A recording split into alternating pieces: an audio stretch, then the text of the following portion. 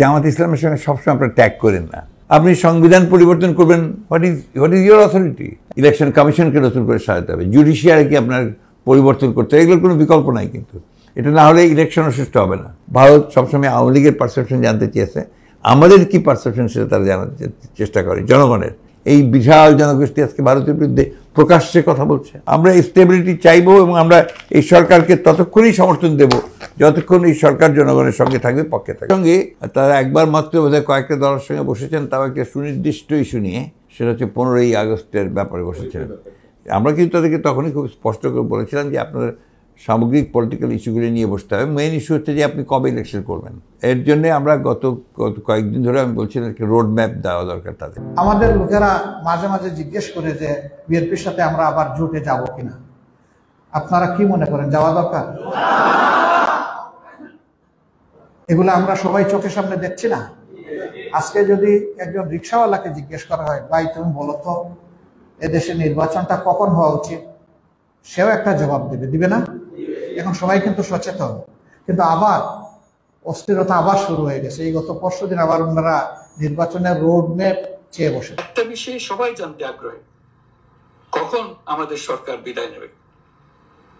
এটার জবাব আপনাদের হাতে। কখন আপনারা আমাদেরকে বিদায় দেবেন? আমরা কেউ দেশ শাসনের মানুষ নই। আমাদের নিজ নিজ পেশায় আমরা আনন্দ পাই। দেশের সংকটকালে ছাত্রদের আহ্বানে আমরা এই দায়িত্ব গ্রহণ করেছি। আমরা সমস্ত শক্তি দিয়ে দায়িত্ব পালন করব। আমাদের উপদেষ্টা মন্ডলীও এই লক্ষ্যে উদ্বুদ্ধ হয়ে সবাই মিলে একটা টিম হিসেবে কাজ করে যাচ্ছি।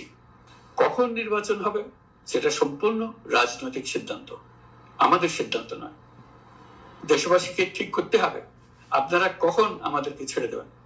আমরা ছাত্রদের আহ্বানে এসেছি, তারা আমাদের প্রাথমিক নিয়োগকর্তা। দেশের আপামর জনসাধারণ আমাদের নিয়োগ সমর্থন করেছে। আমরা ক্রমাগতভাবে সবাইকে বিষয়টি স্মরণ করিয়ে যাব, যাতে হঠাৎ করে এই প্রশ্ন উত্থাপিত না হয়, আমরা কখন যাব। আমরা দেশ সুন্দর পরিচালনার ব্যাপারে আমরা আমাদের পরামর্শ তাকে দিয়ে আসছি এবং সেও আমাদের সহযোগিতা কামনা করছে। এবং আমরাও বলছি যে ভালো কাজের ব্যাপারে, দেশ গড়ার ব্যাপারে আমরা আপনাদের সহযোগিতায় ছিলাম, আছি, থাকবো। দেখুন, আমি আপনাকে স্পষ্ট একটি কথা বলি। আমি ওই কথাটি বলেছিলাম উদাহরণস্বরূপ, যে 16 বছরে যে ক্ষতি হয়েছে সেটি রিভাইভ করার জন্য অন্তত আপনার 16 মাস অপেক্ষা করা উচিত।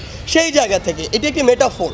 সো এই জায়গা থেকে আমাদের কথাটি হচ্ছে, আমরা যখনই উপদেষ্টা মণ্ডলী কিংবা মাননীয় প্রধান উপদেষ্টার সাথে বসার সুযোগ হয়েছে বা কথা বলার সুযোগ হয়েছে, আমরা এটি বলেছি যে রাষ্ট্রের একটি স্থিতিশীল অবস্থা আনার জন্য আপনার যে সময়টুকু প্রয়োজন আপনি সেই সময়টুকু নিন। আপনি যদি একটি স্টেবল অবস্থায় না নিয়ে এসে আবার নির্বাচনের দিকে যান, নির্বাচন সামনে আসলেই কিন্তু কিছু দল, কিছু মানুষ, কিছু গোষ্ঠী একটি অপব্যবহার করার চেষ্টা করবে পুরো সুযোগটি।